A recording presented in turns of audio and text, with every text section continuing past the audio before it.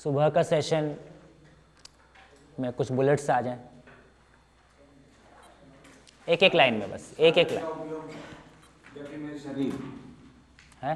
साधन का उपयोग गतिमय शरीर, चिंता और चिंतन दोनों की आवश्यकता नहीं रहेगी।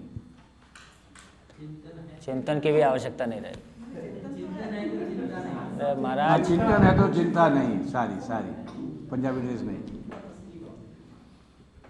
हाँ जी,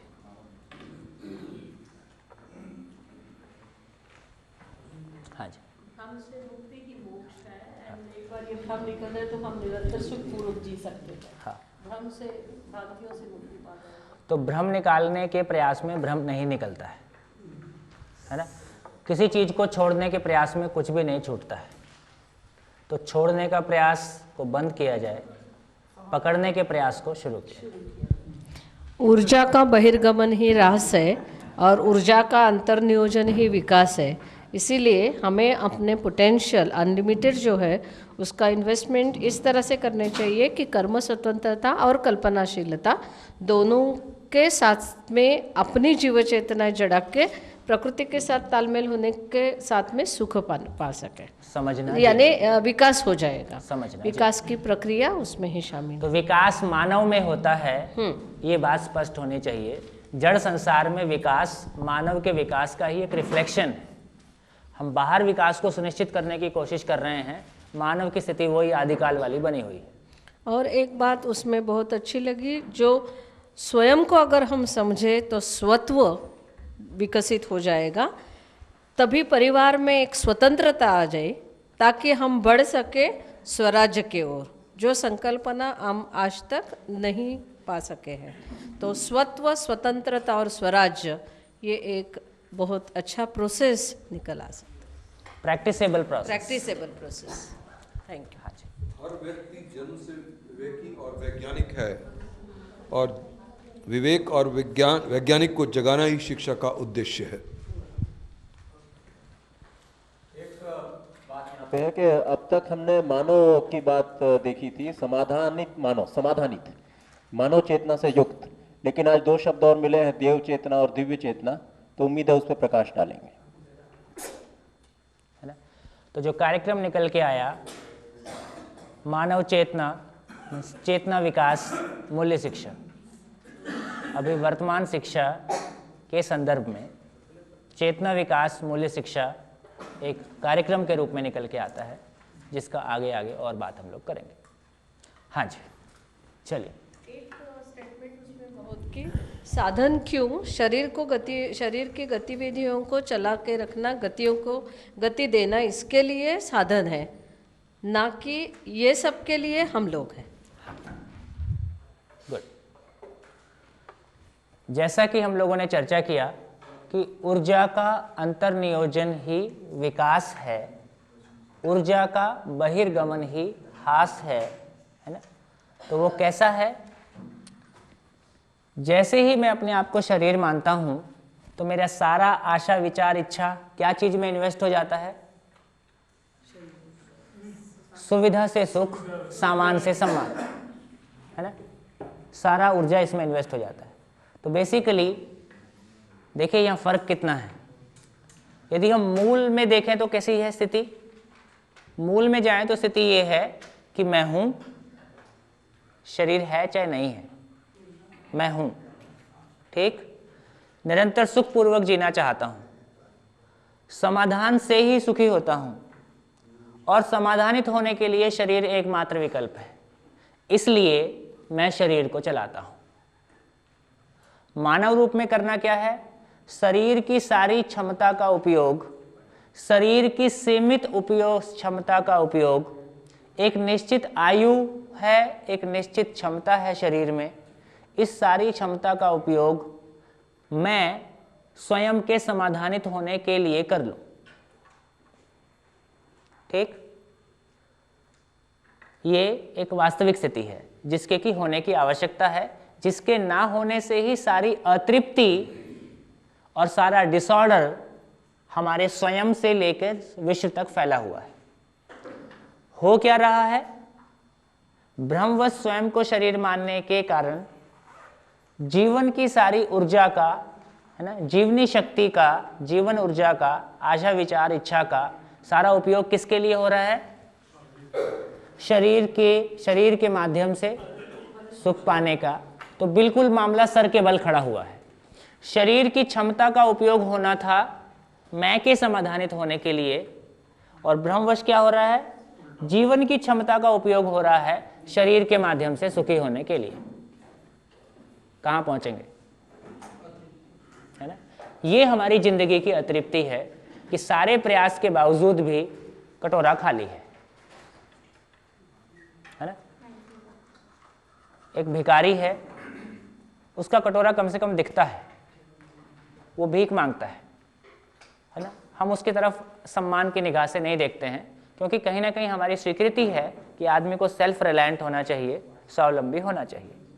तो मानव को सेल्फ रिलायंट होना चाहिए, अपने पैरों पे खड़ा होना चाहिए। इसका क्या मतलब है?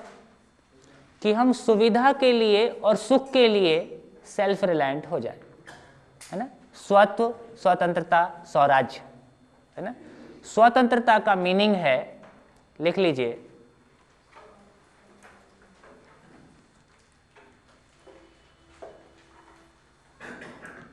स्वयं को वातावरण के दबाव से मुक्त कर लेना। स्वयं को वातावरण के दबाव से मुक्त कर लेना।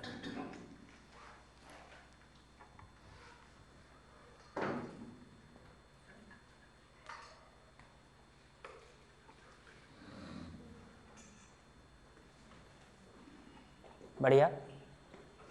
पॉजिटिवली कहें, अपने वातावरण में तालमेल पूर्वक जी पाना, है ना।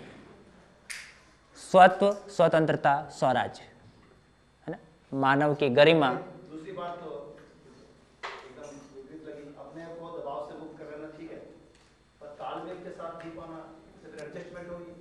तालमेल का मतलब एडजस्टमेंट नहीं है ना। तालमेल और एडजस्टमेंट, समझौता। समझौता क्या चीज है? समझौता क्या चीज है? ज्यादा दुख पाने की बजाय कम दुख पाने के समीकरण को स्वीकार लेना, है ना, या अपने अनुकूल परिस्थितियां, शरीर के अनुकूल परिस्थितियों को ढूंढ लेना। जब हम तालमेल की बात करते हैं तो तालमेल का अर्थ है अस्तित्व में व्यवस्था को समझना और व्यवस्था में जीना। ये सहज स्वीकृति है, इसमें कोई कॉम्प्रोमाइज नहीं है ना। जब भी हम कॉम्प्रोमाइज कर, अब शब्द के पीछे ना जाओ, शब्द आप जो अच्छा लगते वो यूज कर लो। एक अब शब्द उतने ही है अपने पास ले दे के, है ना। शब्द आप संगीत महता यूज कर लीजिए, सामंजस्य यूज कर लीजिए, हार्मनी यूज कर लीजिए, है ना। शब्द आपको जो अच्छा लगता हो। कंटेंट ये है कि वो हमारा सहज स्वीकृति होता है, जो हमको स्वीकार्य है उसी में हम तृप्त हो पाते हैं। ये क्लियर हो गया, है ना। तो एक ऊर्जा का बहिर्गमन का क्या मतलब है, ये बात स्पष्ट होने की जरूरत है। ऊर्जा के अंतर्नियोजन का क्या मतलब है, ये बात स्पष्ट होने की जरूरत है। मुझे लगता है इस पे काफी चर्चा हमारी हुई है। बढ़िया, आगे चलें।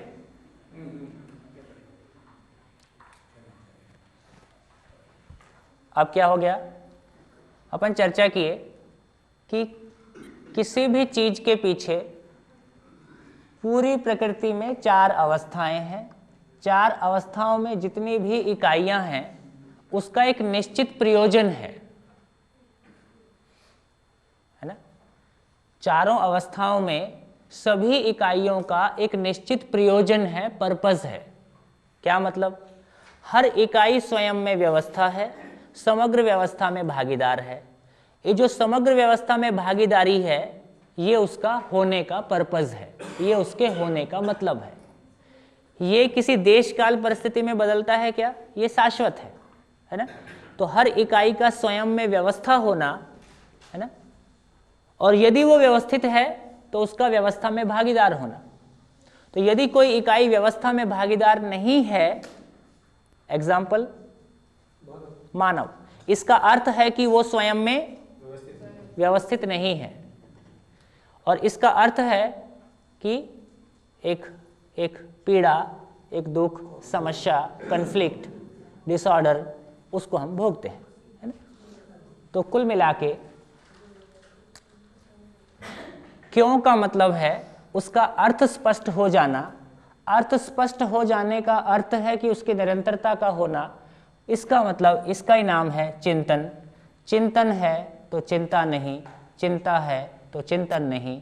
और इस तरह से अब ब्रीफ में अब कहें तो इस समझ के आधार पर साधन के बारे वो समझ हमारे पास उपलब्ध हो जाती है। और अब तक हमारी इच्छाएं कहाँ से गवर्न थी? कंडीशनिंग। पड़ोसी के पास ऐसी गाड़ी, ऐसा मकान, ठीक, इसलिए मेरे पास ऐसा होना चाहिए। हम जिंदगी भर किसी ना किसी के फॉलोअर्स हैं, हमारे बस पड़ोसी बदल रहे हैं, है ना। हम फॉलोअर होना चाहते हैं कि डूअर्स होना चाहते हैं? डूअर्स होने का मतलब है समझ से नियंत्रित होना। तो जैसे ही साधन के बारे चिंतन होना, साधन का पर्पस शरीर को बनाए रखने के लिए या और शरीर को गति प्रदान करने के लिए, इसलिए स्पष्ट हुआ सुविधा से सुख नहीं, सुख से सुविधा नहीं। और इस समझ के साथ अब साधन के बारे जो मेरी समझ है ना, वो सुनिश्चित हो गया।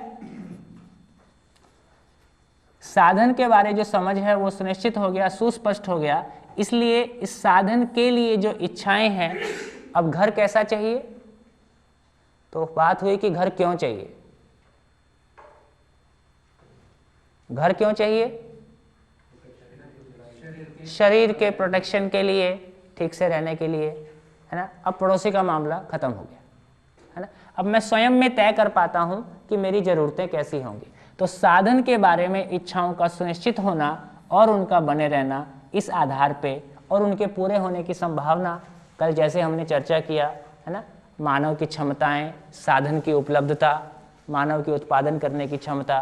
तो पता चला आवश्यकताएं सीमित हैं, मानव में उत्पादन करने की क्षमता बहुत ज़्यादा है। इस अर्थ में सभी भौतिक आवश्यकताएं के पूरा होने की संभावना हमको पूरा हो जाती हैं, होने की संभावना हमको दिखने लगती है। अभी भी जितनी हमारी ज़रूरतें हैं उससे अधिक साधन हमारे पास उपलब्ध ही रहता है ना। कमी जो है वो पड़ोसी को देखने से आती है। स्वयं में मुझको कितने साधन की ज़रूरत है, ऐसी सही इच्छा के आधार पर संतोष, समझ की रोशनी में सही इच्छा संतोष, सही इच्छा की रोशनी में विचार शांति, सही विचार की रोशनी में निर्णय, है ना, सुख, और सही कार्य और व्यवहार तृप्ति। यही स्वर्ग है, यही निरंतर सुख की जो बात हम लोगों ने की है, उसके बारे में कुल इतनी सी बात है ना। तो क्या मामला हुआ कि स्वयं को शरीर मान के जीना, केवल आशा इच्छा विचार में जीना, ये प्रमाणित होता है तो इसको अनुभव कहा। अनुभव की रोशनी में समझ, समझ की रोशनी में इच्छा, ये पूरा चैनल और पूरा कार्य और व्यवहार। अभी ये मैंने अभी ये प्रस्तुति इस तरह से की कि जो शब्द हम अपनी रोज़मर्रा की ज़िंदगी में इस्तेमाल कर रहे हैं और जिन घटनाओं से हम गुजर रहे हैं, एक बार उससे हम रिलेट कर सकें। जीवन का जो वास्तविक स्वरूप है उसको मैं अब इसके बाद रखता हूँ। फिर चिंतन कहाँ है, मन वृत्ति चित्त बुद्धि आत्मा कहाँ है, आशा विचार इच्छा कहाँ है, वो सारा लोकेट हो जाएगा। इसमें कुछ टिप्पणी आप करना चाहें अपनी कॉपी में, जितनी चर्चा अभी तक हमने की है उसके बारे में आप कुछ कर लें।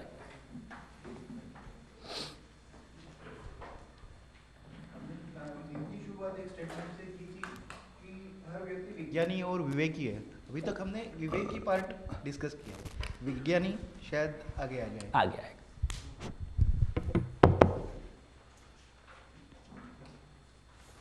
लेंगे उसको। हाँ जी, कुछ कमेंट्स, जितनी चर्चा सुबह से अभी तक की है। जो अभी आपने डिस्कस किया एक्चुअली थोड़ा मैं शायद सुन नहीं पाया या समझ नहीं पाया। उस एक्चुअली अर्थ का स्पष्ट होना, ये जो है चिंतन की प्रक्रिया में होता है। एक बार फिर इसको रिपीट कर रहे हैं अभी। और चिंतन से समझ आती है शायद। हाँ, वो मैं जानता हूँ। अभी उसको फिर से करेंगे। ये एक इम्पॉर्टेंट टॉपिक, अब हम कोर में आ गए हैं लगभग। एक इम्पॉर्टेंट टॉपिक हमने कवर किया है, इस पे 2 मिनट्स में कुछ कमेंट्स आप लेना चाहें तो ले लें, फिर मैं आगे चलता हूँ।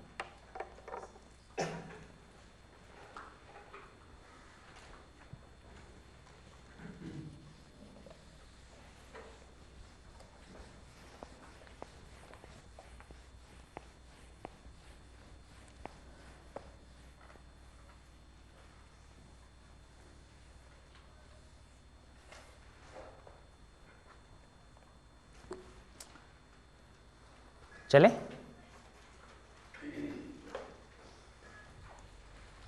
हमने शुरू किया है जीवन में व्यवस्था को समझना।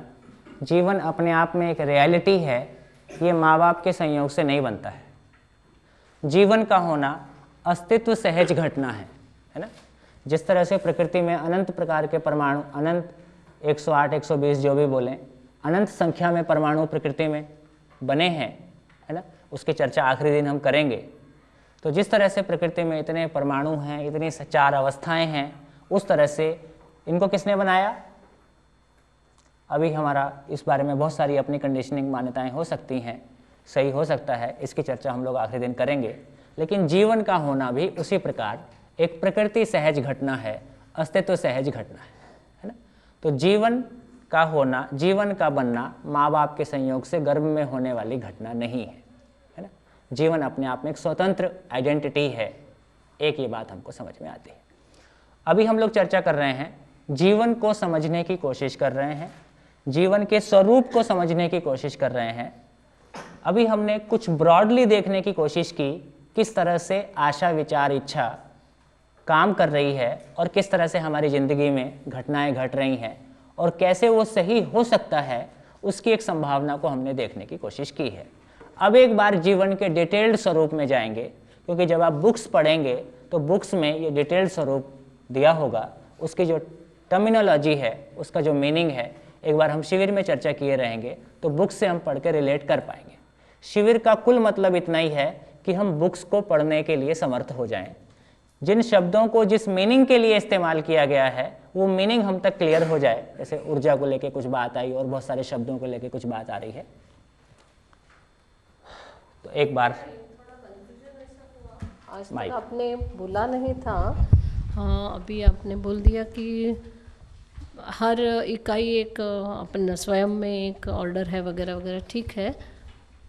मैं का होना या जीवन का होना बायोलॉजिकली प्रूवन थिंग है, तो आप नहीं बोल रहे, थोड़ा कन्फ्यूजन हो रहा है। हाँ, फिर से एक बार आपके कन्फ्यूजन को ठीक से कह दीजिए। शरीर का होना ये माँ बाप की देन है, बायोलॉजिकल घटना है। मैं का होना, जीवन यानी जीवन का होना, इससे शरीर का कोई मतलब, ठीक है, फिर क्लियर हो गए।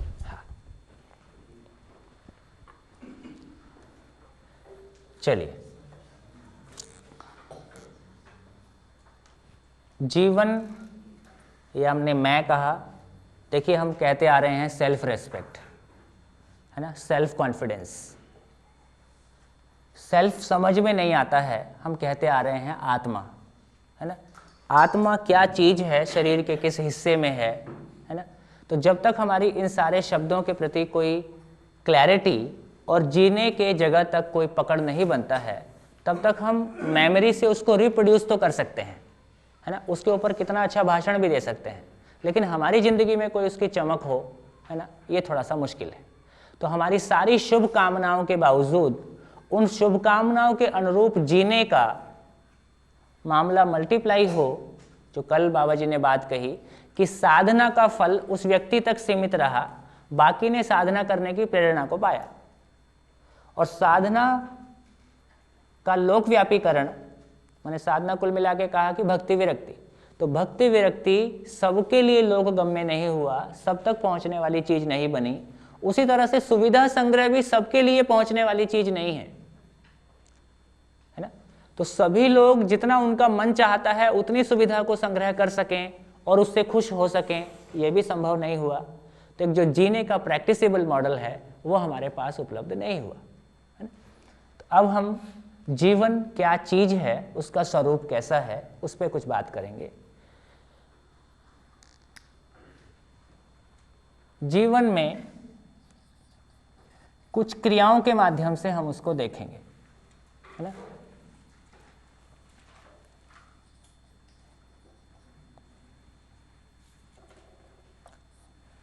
मैं क्रिया का नाम लेते जाऊंगा, आप उसको अपने भीतर देखते जाएंगे, है ना, जिसको हम कह रहे हैं जांचना।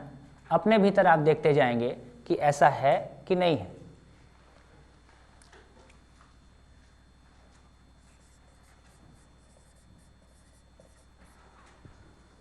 आस्वादन। हर मानव में हर क्षण सुखी होने की चाहत अपने में खुद में देखें। मुझ में हर क्षण सुखी होने की चाहत मौजूद है, मैं उसको क्लियरली देख पा रहा हूं कि नहीं। हर क्षण, सोते जागते, है ना। लिखना है तो सुखी होने के लिए, नहीं लिखना है तो सुखी होने के लिए। क्लास में कितने बजे पहुंचना है, कितने बजे सो के उठना है, हर क्षण वो सुखी होने का कांटा घूम ही रहा है। और उसके आधार पे हमारा सुखी होने की चाहत और सुखी होने की चाहत को पूरा करने के लिए कोई एक्शन, चयन, रेलिशिंग एंड सिलेक्शन,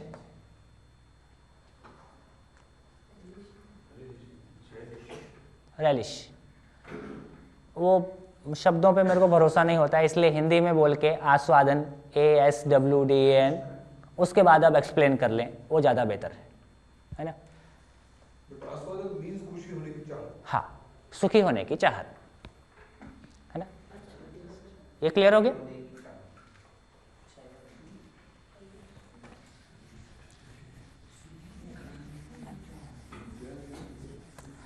अभी जब इसका मीनिंग आएगा तब आप पाएंगे कि वाकई में कोई इक्विवेलेंट वर्ड देना कैसा है, आप खुद उसको फैसला करेंगे।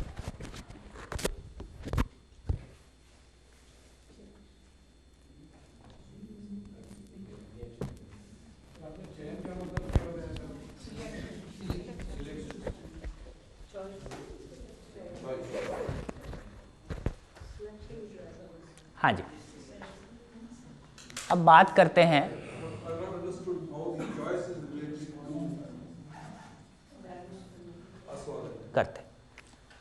आस्वादन का मतलब है सुख की डिमांड, ठीक। और सुख की डिमांड के लिए हर क्षण कोई एक्शन, जैसे अभी आपने क्वेश्चन किया, है ना। अपने भीतर में कोई एक ब्रेक आया, कोई एक कंटिन्यूटी वो डिसकंटिन्यू हुआ, उसकी कंटिन्यूटी को फिर से सेट करने के लिए क्वेश्चन, है ना।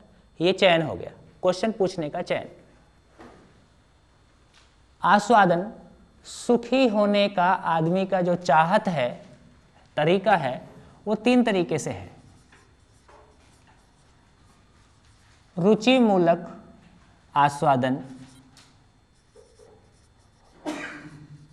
मूल्य मूलक आस्वादन और लक्ष्य मूलक आस्वादन।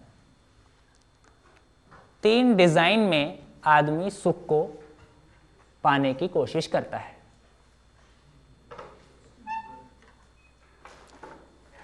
रुचि मूलक मीन्स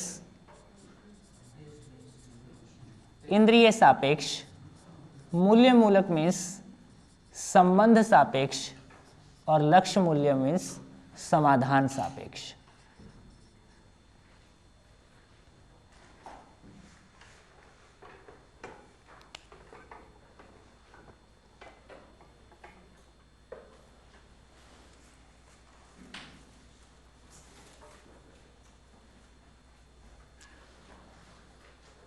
ये जो भी कुछ आपके सामने रखा जा रहा है यूनिवर्सल है, इससे ज़्यादा होता नहीं, इससे कम भी नहीं होता है। ये जांचना हम सबका काम है ना। इंद्रियों से सुखी होना, संबंध से सुखी होना और लक्ष्य से सुखी होना। जब भ्रम में रहते हैं और जब समझदारी में रहते हैं तो ये कैसा काम करता है।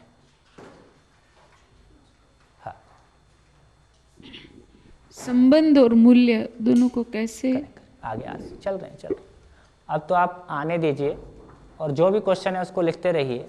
बहुत तंग करे तो पूछ लीजिए, नहीं तो अगले 2 मिनट में, अगले 2 घंटे में उसका आंसर आ रहा है। सारी सेटिंग इस तरह से है कि जो आपके मन में क्वेश्चन उठेगा उसका आंसर आने वाला है। जब हम भ्रम में जीते हैं तो तीनों में कौन सा सबसे अधिक रहता है? और संबंध जो है उसको आगे चर्चा करेंगे, वो मोहवश होते हैं।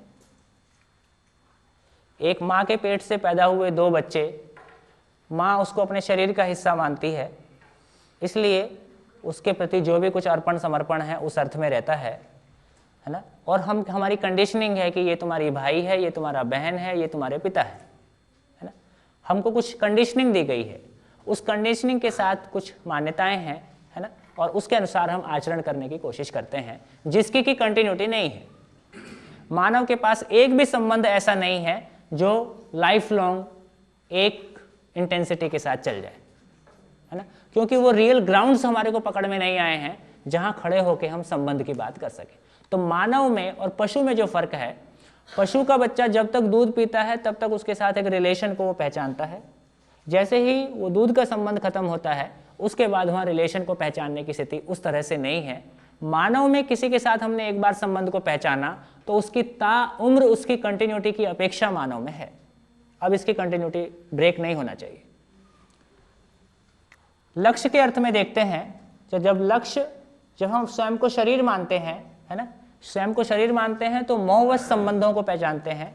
स्वयं को शरीर मानते हैं तो इंजीनियरिंग, डॉक्टर, पद, पैसा, प्रतिष्ठा, मकान, गाड़ी, यहाँ तक हमारा लक्ष्य लटक के रह जाता है। शरीर सापेक्ष पूरा मामला हो गया, है ना। सुखी होने का सारा डायमेंशन सुविधा बराबर सुख, सामान बराबर सम्मान, इतने में लटक के रह गया। जब सही को समझते हैं तो फिर सारी इंद्रियां स्वस्थ रहने के अर्थ में, सारा संबंध और फिर संबंधों के अर्थ में सुखी होना और समाधान के अर्थ में सुखी होना, ये हमारे सुखी होने के ऊपर बात किया। अब आस्वादन एक शब्द है जो इतने मीनिंग को अपने आप में एनवेलप किया हुआ है। अब इसके इक्विवेलेंट वर्ड देखोगे तो कौन सा डालोगे बताओ, है ना। अब आस्वादन के इक्विवेलेंट वर्ड ढूंढेंगे इंग्लिश में तो कैसा ढूंढेंगे? तो अब क्या होगा, तो आस्वादन को रख दें, एक्सप्लेन कर दें, नियर बाई कहीं आसपास कोई शब्द हो उसको रख के कुछ कहने की कोशिश की जा सकती है। बढ़िया, आस्वादन क्लियर हो गया, ये क्लियर हो गया। चयन क्या चीज है? सुखी होने की आशा में हर क्षण हम एक चयन करते हैं। अभी सुनना है ये भी एक चयन है, अब नहीं सुनना है ये भी एक चयन है ना। कंटिन्यूअस चयन हो रहा है। आस्वादन क्रिया निरंतर, चयन क्रिया निरंतर। आपका गर्दन का हिलना, आपके जिस पोस्चर में बैठे हैं, आज जिस तरह के कपड़े पहने हैं, आज जो खाना खाते समय कितना खाना है, नहीं खाना है, अब रुक जाना है, हर क्षण चयन जारी है। चयन here would mean estimation, measurement. Yeah. शरीर से कार्य व्यवहार करने के पहले जो डिसीजन मेकिंग हो रही है ये चयन है। Estimation, measurement, selection. ये करना है, वो एक्शन है, वो एक्शन है। दो क्रियाएं ठीक ठाक, इसमें कोई दिक्कत नहीं।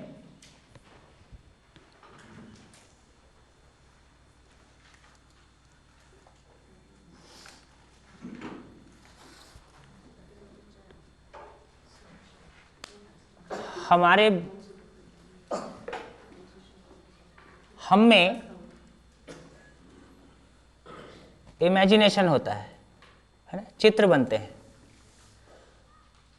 जिस चित्र से सुखी होने की आशा जितनी जुड़ जाती है, जिस चित्र से, जिस फोटो से, है ना, सुखी होने की आशा जितनी जुड़ जाती है, उसको हम कहते हैं ये मेरी इच्छा है। तो चित्र बनता है, उसको इच्छा बोलते हैं, या इच्छा बोलते हैं, उसके बाद चित्र बनता है। अपने भीतर झांकी, एक चित्र उभर के आता है ना, फिर मैं कहता हूं कि ये मेरी इच्छा है। तो भाषा बहुत बाद की चीज है ना। अपने भीतर जो घटना घट रही है, तो मूल में मानव में एक चित्रण क्रिया है। हर क्षण भौतिक चीजों के, फिजिकल चीजों के फोटो हमारे भीतर बनते ही रहते हैं, नॉन स्टॉप धमाका है, बनते रहते हैं। इनमें से जिस चित्र के साथ में सुखी होने की आशा जुड़ गई, उसको साकार करने के लिए विश्लेषण, श्लेष का मतलब होता है परत, और विश्लेषण का मतलब होता है उसकी फाइन डिटेल्स में जाना, है ना। क्या फाइन डिटेल्स में जाना? जैसे एक इच्छा, आपको इंस्टीट्यूशन ने कहा कि शिविर करने जाना है। अब पता चला कि हमारा हाँ और ना का कोई मतलब ही नहीं है, जाना ही है। अब जाना ही है तो भैया कम से कम ये बताओ कि वो क्या चीज़ है, क्या होगा, कब जाना है, क्या साथ में लेके जाना है ना। मच्छर कैसे होंगे, खाना कैसा होगा, वहाँ का वेदर कैसा होगा, ये क्या हो गया? विश्लेषण, उसकी फाइन डिटेल्स। किसी चीज़ को जब हम एग्जीक्यूट, किसी इच्छा को जब पूर्ति करने का निर्णय लेते हैं, तो जीवन के भीतर जो उसकी फाइन डिटेल्स को वर्कआउट करने का प्रयास है, उसको कह रहे हैं विश्लेषण, है ना। विश्लेषण करते समय कुछ आधार काम करते हैं, है ना। जैसे कुछ भी चयन करना है तो उसके पीछे आधार क्या है? आस्वादन, है ना। किसी सुख की आशा में कोई चयन है ना। तो चयन करने के पीछे जो आधार है वो सुखी होने की आशा है, और फिर वो रुचि मूलक है, मूल्य मूलक है और लक्ष्य मूलक है। उसी तरह से विश्लेषण के पीछे में जो आधार है वो तुलन है। क्या चीज है तुलन? कंपेयरिंग। तुलन का मतलब है, इसी को हम बोलते हैं दृष्टि, इसी को हम बोलते हैं व्यू पॉइंट, इसी को बोलते हैं नजरिया। संसार के 600 करोड़ लोगों के पास, 700 करोड़ लोगों के पास 6 दृष्टियां हैं, ना 6 से कम ना 6 से ज़्यादा। इसको हमको जांचना है। क्या? प्रिय दृष्टि, हित दृष्टि, न्याय दृष्टि, धर्म दृष्टि, व्यवस्था दृष्टि और सत्य दृष्टि।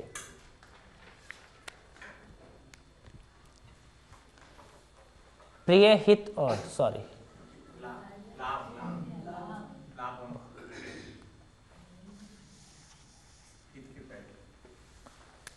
प्रिय, हित, लाभ, न्याय, धर्म, सत्य।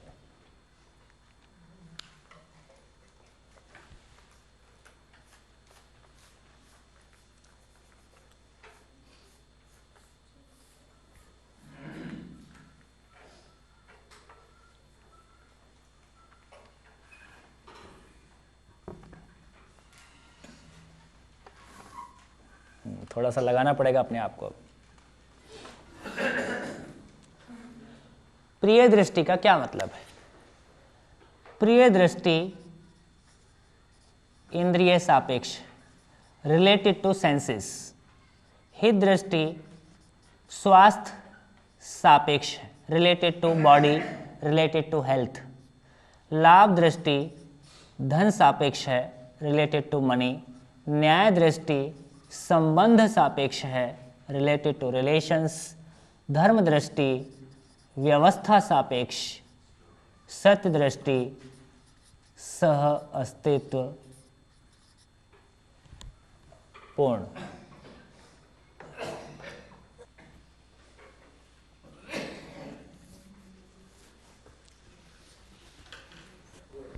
हित दृष्टि रिलेटेड टू हेल्थ। लाभ दृष्टि रिलेटेड टू मनी। न्याय दृष्टि related to relations. and dharma drishti related to order and satya drishti related to coexistence.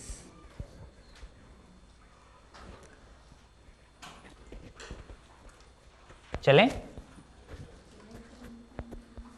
आएगा सब आएगा। एक एक करके एग्जाम्पल लेते हैं। 6 दृष्टियां आपके सामने आई। अब कोई ऐसा एग्जाम्पल बताइए जिसमें केवल कोई एक एक्शन, जिसमें केवल प्रिय दृष्टि इन्वॉल्व है, बाकी कोई दृष्टि इन्वॉल्व नहीं है। माइक आपके पास है।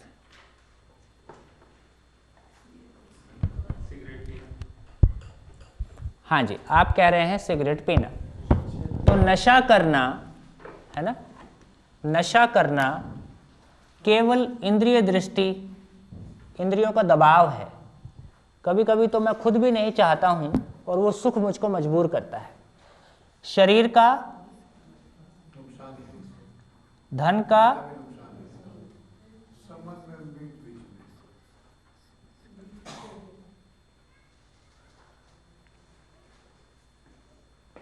है ना। चलिए आगे चलें। कोई एक एग्जाम्पल लीजिए जिसमें प्रिय और हित दृष्टि शामिल हो। जैसे बच्चे के लिए जो उम्मीदें होती हैं या उसको हम जो एडवाइस देते हैं, वो क्योंकि वो प्रिय है इसलिए हम एक पर्टिकुलर उम्मीद रखते हैं और उसके हित में हम सोचते हैं। और प्रिसाइज, दूध पीना। दूध पीना हमको पसंद भी है यदि और हमको स्वास्थ्य के लिए भी ठीक है ना। तो दोनों बातें कवर हो गई। हाँ जी, चलिए कोई एक एग्जाम्पल जिसमें 3 दृष्टि शामिल हो।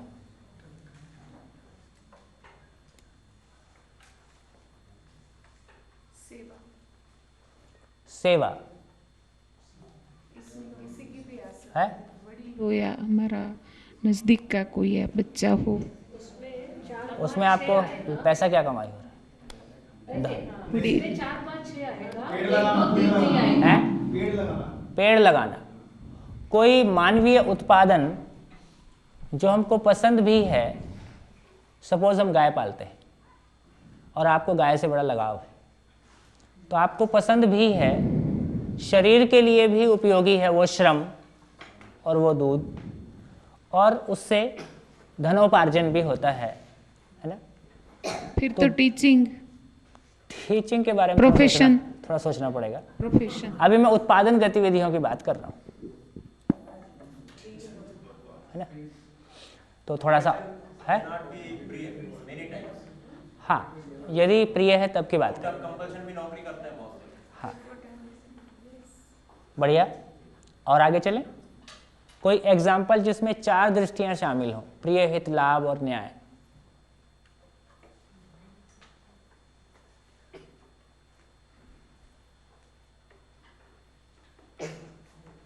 पुस्तक का अभ्यास करके उसके बारे में क्रिटिक्स लिखना। ओहो, ये क्रिटिक्स लिखने का जितना काम है, इससे निकला कुछ नहीं।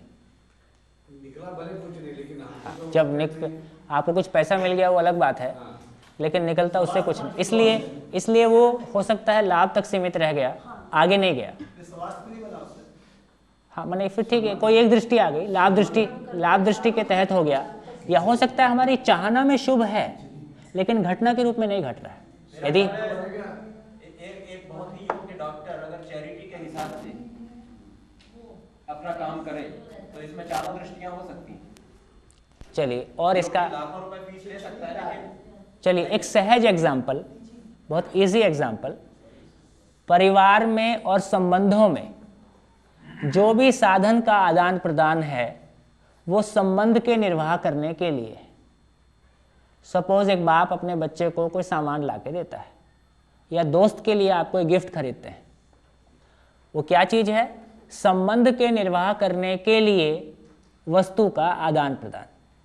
ठीक, तो मूल में कौन सी दृष्टि है? न्याय, मूल में न्याय। और जो हमने सामान लिया वो एक वाजिब, एक सही कीमत का हो, ऐसी भी एक बात, उसको पसंद भी हो, उसके शरीर के लिए भी अनुकूल हो, ऐसा सारा चीज़ें हम कंसिडरेशन में ला ही सकते हैं। लाभ दृष्टि धन कमाने के अर्थ में नहीं है, है ना। एक सूत्र है, सदुपयोग ही कमाई है, दुरुपयोग ही गंवाई है। सदुपयोग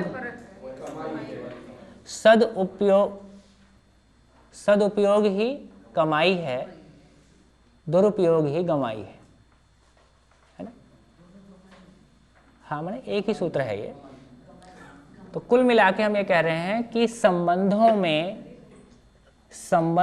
में जीने के अर्थ में, है ना, जो हम वस्तुओं का आदान प्रदान करते ही हैं, और उसकी कोई लिस्ट, एक बाप अपने बच्चे को 18 साल बाद बिल बना के नहीं देता है, ये तुम्हारे ऊपर खर्च किया, है ना, इतना साल में इतना ब्याज हो गया, ये लौटा देना। ऐसा करेगा तो क्या होगा? अभी कभी ना कभी अनजाने में बोल ही देते हैं, इतना पैसा लगाया तुम्हारी पढ़ाई पे, है ना, और कभी कभी वो इतना जोरदार होता है कि वो हिट थोड़ा सा हर्ट कर जाता है ना, वहाँ पे फिर चलिए थोड़ा सा और आगे, कोई एक एग्जाम्पल जिसमें पांचों दृष्टि एक साथ।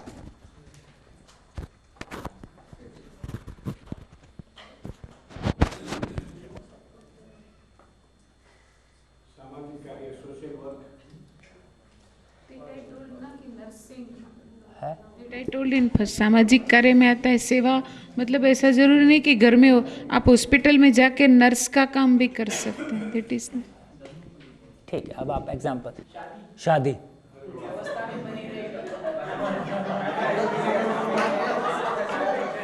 संजय आप बहुत टाइम के बाद मिली, बहुत अच्छा लगा। इतनी सीरियस बात क्यों कर रहे हो?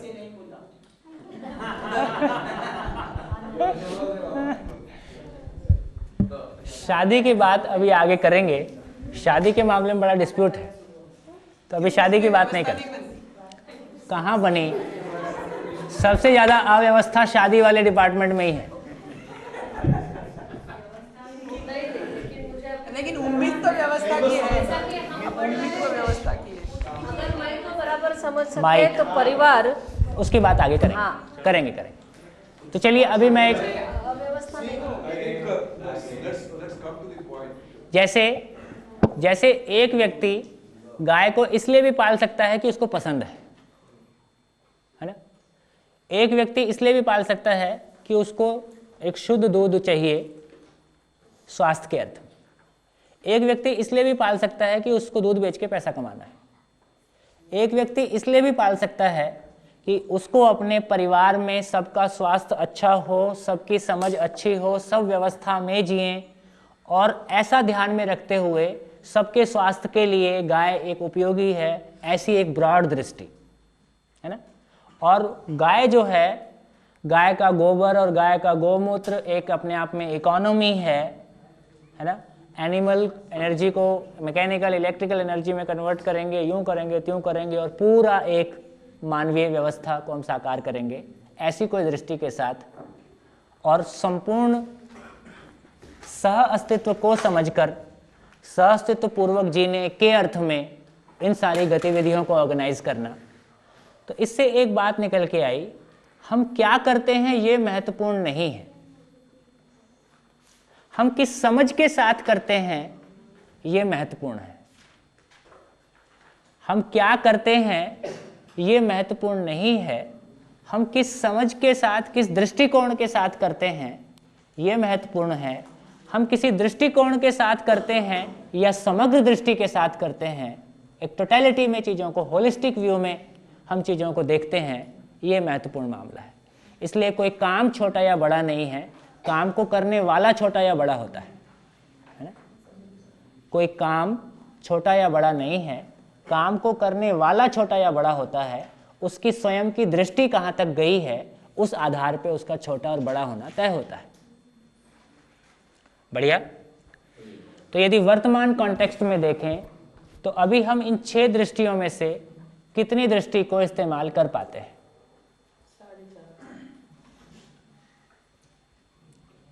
6 में से कितनी दृष्टि को हम रूटीन लाइफ में इस्तेमाल कर रहे हैं? 3 दृष्टियां। है ना। पहला 3, क्योंकि ये तीनों दृष्टि शरीर सापेक्ष है, ये तीनों दृष्टि जीवन सापेक्ष है।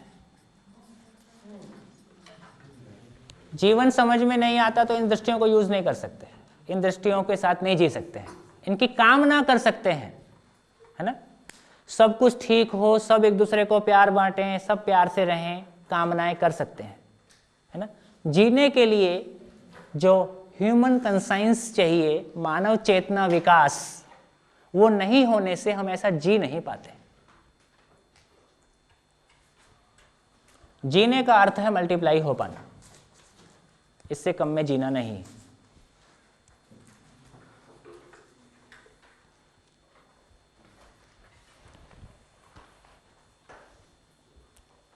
बढ़िया, ठीक। क्या चर्चा की हमने, क्या चीज पे चर्चा की हमने? तुलन, है ना, तुलन दृष्टि। इस तरह से जब हम किसी इच्छा की पूर्ति के लिए विश्लेषण करते हैं तो उसके बैकग्राउंड में ये 6 दृष्टियां काम करती हैं। जैसे आप बाजार में जाते हैं, कोई सामान खरीदना है, कैसा करते हैं? आप बोलते हैं पसंद नहीं आया। क्यों पसंद नहीं आया भाई? या तो इंद्रियों को उसका कलर अच्छा नहीं लगा, उसका टेक्सचर अच्छा नहीं लगा, या शरीर के लिए अनुकूल नहीं है, या जेब के पकड़ के बाहर है ना, अपनी पॉकेट से ज़्यादा हो गया है। किन्हीं कारणों से हम कहते हैं कि ये सामान मुझको पसंद नहीं है। इन्हीं कारणों के आधार पर बोलते हैं। कभी कभी कोई चीज़ पसंद आ जाती है, शरीर के लिए अनुकूल है कि नहीं है बाद में देखेंगे, है ना। इंद्रियों का दबाव इतना है कि शरीर से सूचना आती है कि ये अनुकूल नहीं है, उसके बाद भी हम उसको नकार सकते हैं। तो निर्णय लेने का अंतिम अधिकार हमारे पास सुरक्षित है ना। ये तीनों दृष्टियां अपना काम करती ही हैं जब हम शरीर सापेक्ष जीते हैं, और न्याय धर्म सत्य की अपेक्षा बनी रहती है, चाहना बनी रहती है, कामना बनी रहती है। लेकिन न्याय धर्म सत्य में जीने की योग्यता ना होने के कारण हम गिला शिकवा शिकायत में जीने के लिए मजबूर होते हैं। और बहुत ईमानदार हैं तो हम उसके अगेंस्ट में आंदोलन कर सकते हैं, है ना। किसी को मार सकते हैं, मर सकते हैं, लेकिन न्याय धर्म सत्य उतरने वाला नहीं है। हम ऐसा करना चाहते हैं क्या कि वर्तमान स्थिति में हम जो जी रहे हैं, हाँ। वो सेल्फ सेंटर्ड नैरो अप्रोच है और शरीर सापेक्ष है। शरीर सापेक्ष ये सेल्फ सेंटर्ड बोलने से भी बहुत झंझट है। अब शरीर को सेल्फ मानते हैं तो शरीर सेंटर्ड है बेसिकली, जिसको सेल्फ सेंटर्ड। अरे सेल्फ सेंटर्ड होता तो झंझट ही खत्म हो जाता।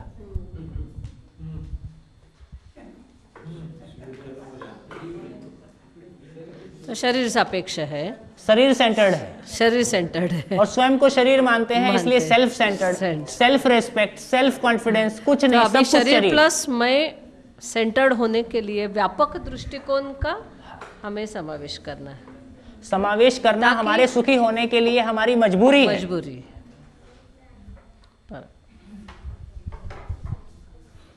हाँ जी, आगे चलें।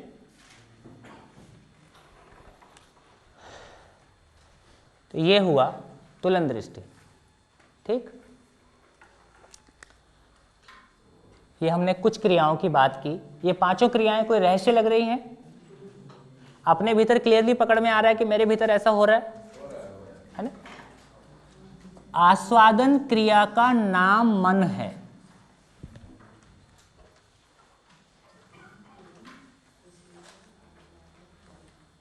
आस्वादन क्रिया का नाम मन है। तुलन क्रिया का नाम वृत्ति है।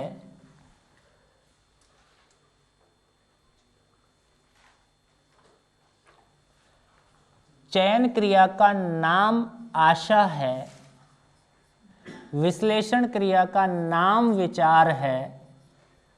चित्रण क्रिया का नाम इच्छा है।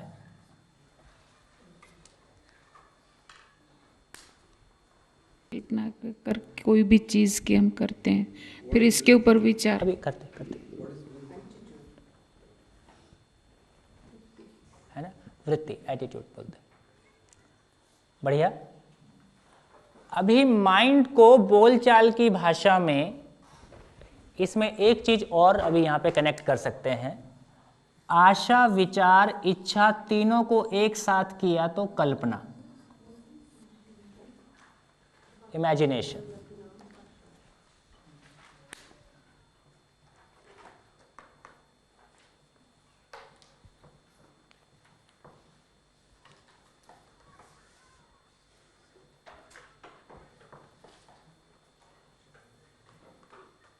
ठीक,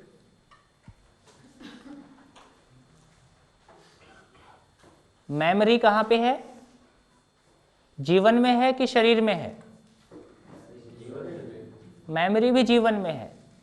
जो कल घई सर एक बात कह रहे थे, हम बहुत सोचते हैं तो थक क्यों जाते हैं?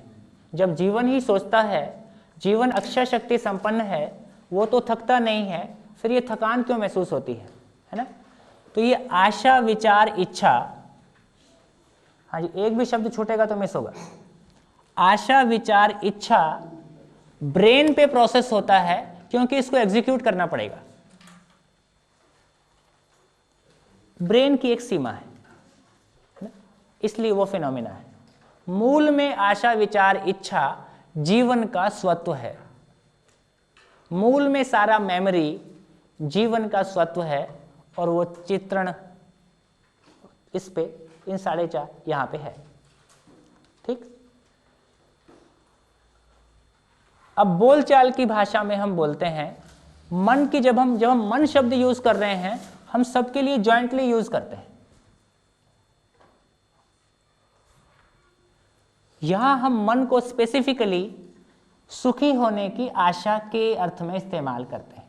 यदि है तो वो वहीं पे ज्यादा स्पेसिफिकली, सब कुछ जुड़ा ही हुआ है। अब रूटीन में हम बोलते हैं कि मन बहुत चंचल है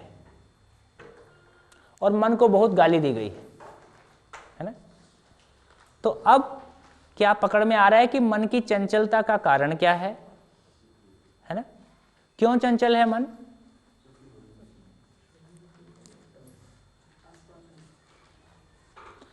निरंतर सुखी होने की चाहत, और हम क्या उपलब्ध कराते हैं? सुविधा से सुख, सामान से सम्मान। ये उसके लिए पर्याप्त है क्या? जब मेरे को खाने की भूख 20 रोटी की है, मिलता एक टुकड़ा है, मैं चुपचाप बैठूंगा कि कूद फांद करूंगा अपनी भूख को पूरा करने के लिए? तो ठीक से कहा जाए, मन सुख के लिए शोधरत है।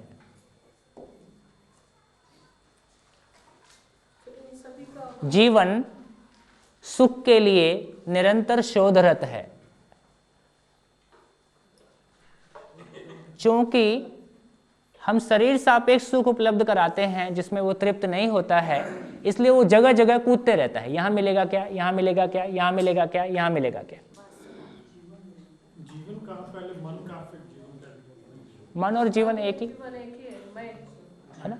ये सारा जीवन में व्यवस्था की चर्चा कर रहे हैं, तो मन जीवन में एक क्रिया का नाम है। ठीक है, मैं मतलब मेरा मन, मतलब मेरा जीवन। हाँ, जब मैं जीवन बोलता हूं, जीवन itself is a entity and A undivided entity. जितनी भी जीवन में क्रियाएं हैं, इसको बोलते हैं अविभाज्य वर्तमान, है ना? इसमें कुछ भी डिवाइड नहीं हो सकता है। आशा को अलग निकाल दिए, को टुकड़ा कर दिए, ऐसी कोई स्थिति नहीं है ना? अविभाज्य वर्तमान, it is and undivided. Jeevan remains jeevan, either full of illusion और full of understanding, it remains as जीवन।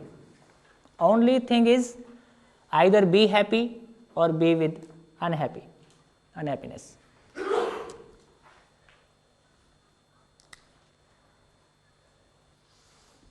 अब मन पकड़ में आ रहा है क्या चीज है? अभी तक मन बोलते थे तो कैसा लगता था?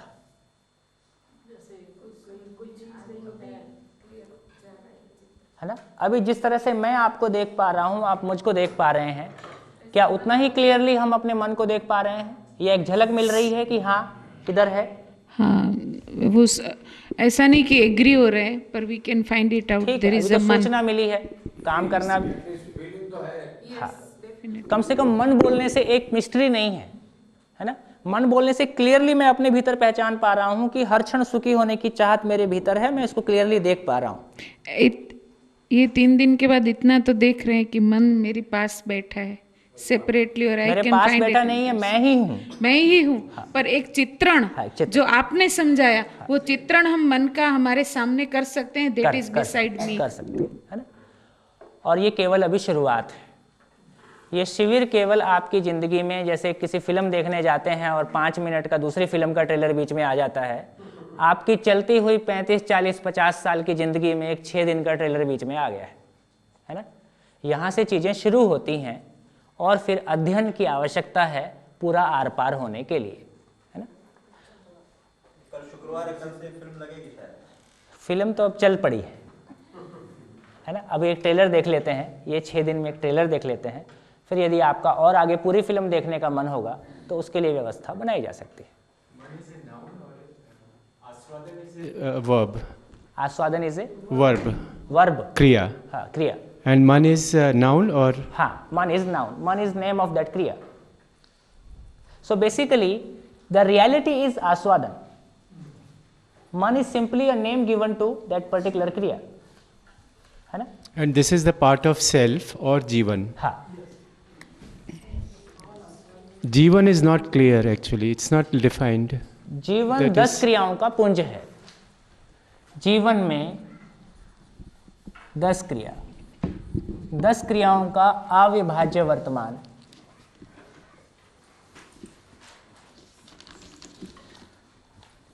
अनडिवाइडेड यूनिट और एक अमर यूनिट। इट रिमेन्स एज जीवन, है ना। क्योंकि सारी क्रियाएं निरंतर हैं, वो स्वयं में निरंतर हुए बिना संभव नहीं है। एक लॉजिकल एक्सप्लेनेशन, बाकी तो फिर फीलिंग के लेवल पे बहुत कुछ आएगा।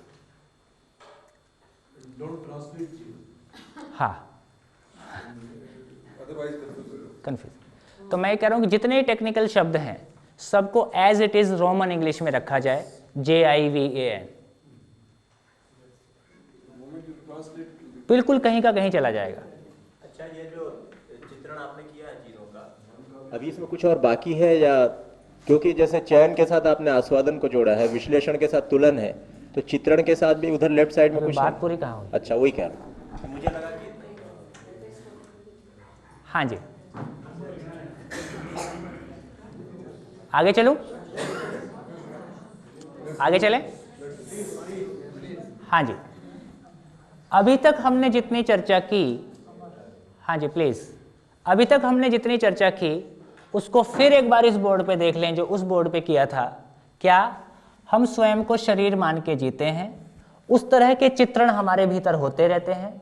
उस तरह के चित्रण को पूरा करने के लिए विश्लेषण, प्रिय हित लाभ की दृष्टि और उसके आधार पे कोई एक्शन,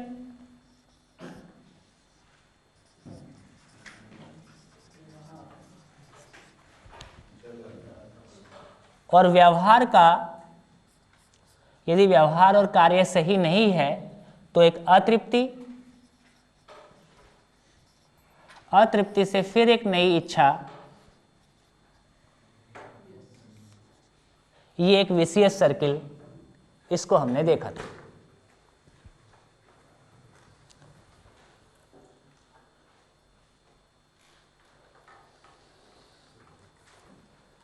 ठीक, ये हमने पहले चर्चा कर चुके हैं, है ना।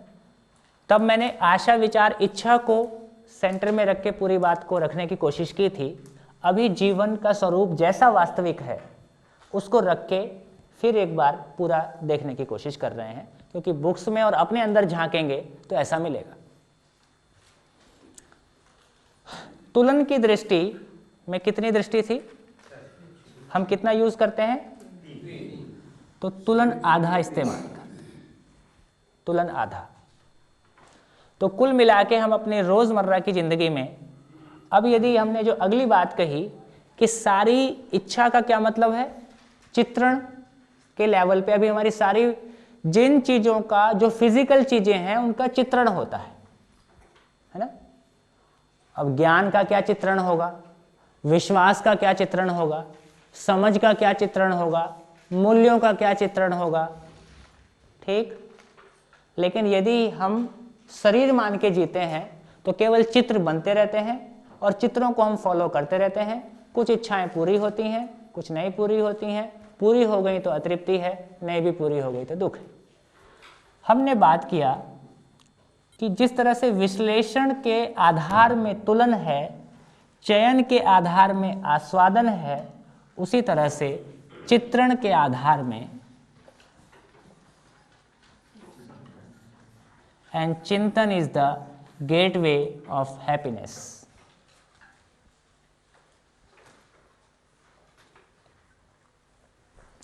चिंतन का मतलब क्या है, अर्थ का स्पष्ट होना, है ना।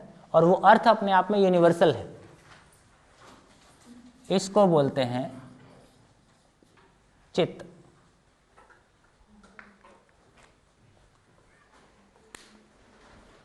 चिंतन के आधार में, हाँ चिंतन के आधार में, हाँ जी,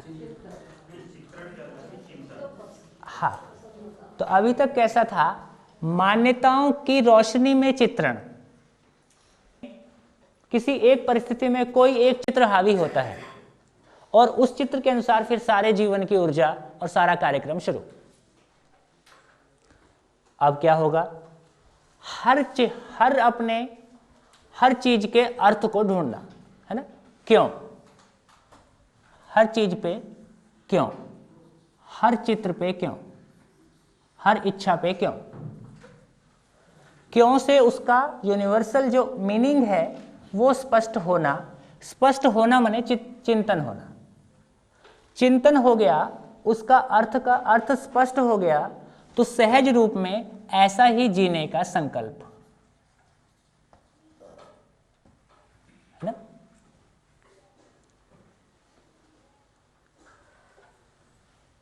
जीने के क्रम में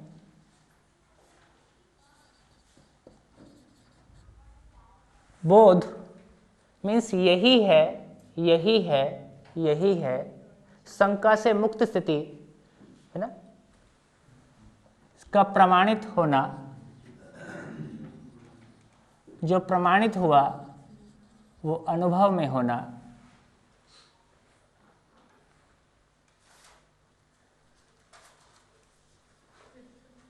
है ना।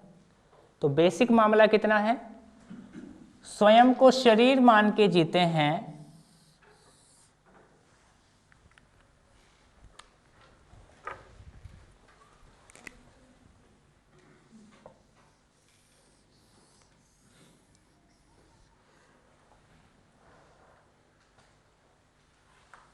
ठीक। अभी तक सारी इच्छाएं कहां से संचालित हैं, कंडीशनिंग। जैसे ही चिंतन जागृत हुआ और चिंतन के अनुसार जीने का, तो इसको बोल रहे हैं, इसका नाम है समझ।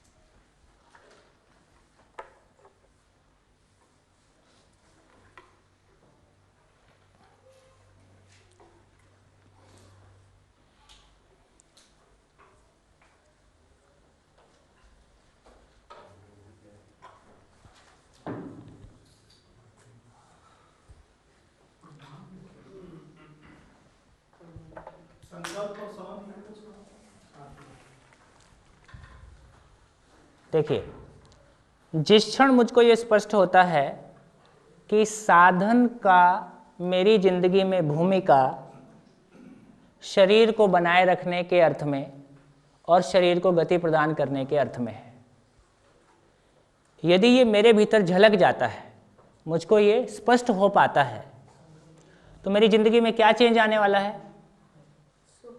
हाँ जी, क्या चेंज आने वाला है?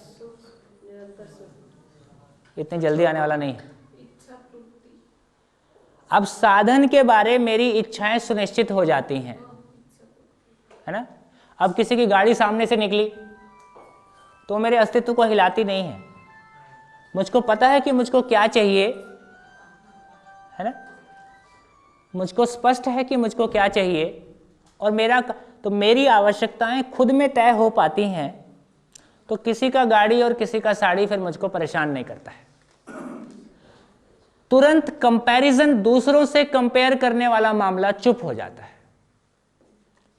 एक क्रॉस चेक बता रहा हूं, यदि साधन का अर्थ हमको स्पष्ट हो गया है ना, ये हमारे तुलन में आ गया है, ये हमारी दृष्टि में आ गया है ना, इसका अर्थ है कि अब इसके बाद साधन को लेके हमारा दूसरे से कंपैरिजन होना बंद हो जाएगा। मैं स्वयं में अपनी आवश्यकताओं को पहचान पाता हूं, और स्वयं में अपनी आवश्यकताओं को पूरा करने के लिए यदि कम है तो प्रयासरत होता हूं, और अधिकांश तो पता चलता है कि जितनी आवश्यकता है उससे अधिक मेरे पास बना हुआ है, और ये बना रहेगा क्योंकि आवश्यकताएं सीमित हैं, आदमी की उत्पादन करने की क्षमता अधिक है। इस आधार पे सिक्योरिटी महसूस होती है, और जितने लोगों के साथ हम ठीक से जी पाते हैं, उनको अपने संबंधी के रूप में देख पाते हैं, उस आधार पे हम सिक्योर फील होते हैं। देखिए, इनसिक्योर कौन हो रहा है? मैं होता है कि जीवन होता है? मैं होता है कि शरीर होता है? मैं होता है। और उसकी पूर्ति हम किससे करने की कोशिश करते हैं? साधनों से, है ना। एक असीमित चीज की पूर्ति क्या एक सीमित चीज से हो सकती है? इसलिए असुरक्षा को दूर करने के लिए जितना पैसा कमाते हैं, जितना एक्यूमुलेट करते हैं, उतना असुरक्षा और बढ़ता है ना। हम सुरक्षित कब महसूस करते हैं? स्वयं के प्रति विश्वास, है ना। आवश्यकताएं सीमित हैं, साधन पर्याप्त हैं, उत्पादन करने की क्षमता ज़्यादा है, और अपने संबंधियों के आधार पे, है ना, मेरे सुख दुख में इतने लोग मेरे साथ खड़े हैं, है ना, इतने लोग मेरे अपने हैं, तो मानव से कम में सुरक्षित फील नहीं करता है ना। छोटी सी घटना देखते हैं, अभी इस भ्रम में भी दो लोग प्यार करते हैं तो वो अपनी पूरी पारिवारिक संपत्ति को छोड़ने तैयार हो जाते हैं, पूरा अपना घर बार छोड़ने तैयार, कितना सिक्योर फील करते होंगे। एक छोटा सा एग्जांपल, है ना। तो कहीं ना कहीं मानव से कम में आश्वस्त होगा, सुरक्षित महसूस करेगा, उभय तृप्ति के साथ जिएगा, तो मानव से कम में तृप्त नहीं होता है ना। मानव साधनों के साथ जी के तृप्त नहीं होता है। तो इतनी बात, जैसा ही ये समझ में आता है, ऐसा जीने का संकल्प, ऐसा जीने के फलस्वरूप में प्रमाणित होना, माने उसका सिद्ध होना, उस क्रम में चीज़ों का प्रमाणित होना, और वो अपने भीतर स्थिर होना, है ना। तो बेसिकली अनुभव क्रिया, जीवन में जो चीज़ जैसी है उसको वैसा देख पाने की क्षमता से संपन्न क्रिया का नाम अनुभव क्रिया, और उस अनुभव क्रिया का नाम आत्मा है। यहाँ मुझे थोड़ा आपने जो एरो डायग्राम बनाया है, चिंतन से संकल्प, संकल्प से बोध, मुझे लगता है चिंतन से बोध और बोध के बाद संकल्प, ऐसा ज्यादा उपयुक्त होगा। ठीक है, अभी एक हमारे सामने कुछ क्रियाएं, तो जीवन जो है 10 क्रियाओं का अविभाज्य वर्तमान है, उसमें से 4.5 क्रिया हम इस्तेमाल करते हैं, 5.5 क्रिया चुप रहता है ना। तो कितना? 4.5 आउट ऑफ 10। तो जिंदा रहने के लिए इतना पर्याप्त है। 4.5 क्रिया में हम जिंदा रह पाते हैं, है ना, जी नहीं पाते हैं, है ना। तो 10 क्रियाओं का अभिव्यक्त होना, 10 क्रियाओं का अभिव्यक्त होना, सुख और सुविधा दोनों का पूर्ति होना, और इस क्रम में मानव परिवार में समाधान समृद्धि पूर्वक जी पाना, ये मानव की आवश्यकता है। हाँ,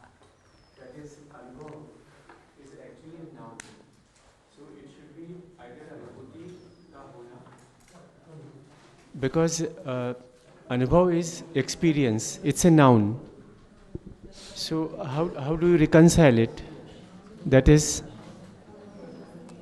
similarly, both is both का होना. Kriya is always in the present tense. देखिए, कुल मिला के तो वास्तविकता है, एक रियलिटी है. रियलिटी क्या है? क्रिया है. उस क्रिया को व्यक्त करने के लिए हम एक शब्द का चुनाव कर रहे हैं. मूल में जीवन में सुख पाने की चाहत, एक नाम दिया आस्वादन, ये भी एक नाम ही है. No sir, I am just referring only to Anubhav, because Anubhav, as we are taught, if we take the linguistic approach, it is Anubhav is a noun actually, and similarly Bodh also is a noun. It's a state. So now what I am confused here is that how a noun can be a verb. Verb is, or action is always in the present moment. चलिए यहाँ वो तो अब एक जो context हमारे पास पहले से हैं, हम उन पे बात कर रहे हैं. यहाँ अनुभव शब्द उस क्रिया को कहने के लिए इस्तेमाल हुआ है ना. यहाँ बोध शब्द उस क्रिया को कहने के लिए इस्तेमाल हुआ है. बोध अनुभूति का होना, अनुभूति का, ठीक है. नेम में प्रॉब्लम नहीं है ना, नेम के साथ प्रॉब्लम नहीं है. देखिए कैसा है, हाँ जी प्लीज प्लीज प्लीज प्लीज. ये लैंग्वेज का तो बहुत मुश्किल मामला. कैसा मामला है? हाँ जी प्लीज ऑल ऑफ यू. जैसे हिंदी भाषा में, जैसे पूरी प्रकृति में देखें, पशु में मेल फीमेल है, इधर भी मेल फीमेल है, इधर कोई मेल फीमेल नहीं है, यहाँ भी मेल फीमेल है. हिंदी में हर चीज को मेल या फीमेल में ही बोलना पड़ता है. नदी बहती है, नाला बहता है, ना तो नदी स्त्रीलिंग है ना नाला स्त्रीलिंग है. तो जो लैंग्वेज का जो अपना बैरियर है उसको रखते हुए अपन रियलिटी को पकड़ लें और फिर शब्द उसकी जगह, उसके लिए कोई शब्द रखना है. छत्तीसगढ़ में बैंगन को भटा बोलते हैं, है ना, तो वो ठीक है. मेरे को ऐसा लगता है कि आप इसको अनुभूति रख लीजिए, है ना, तो वो प्रॉब्लम है.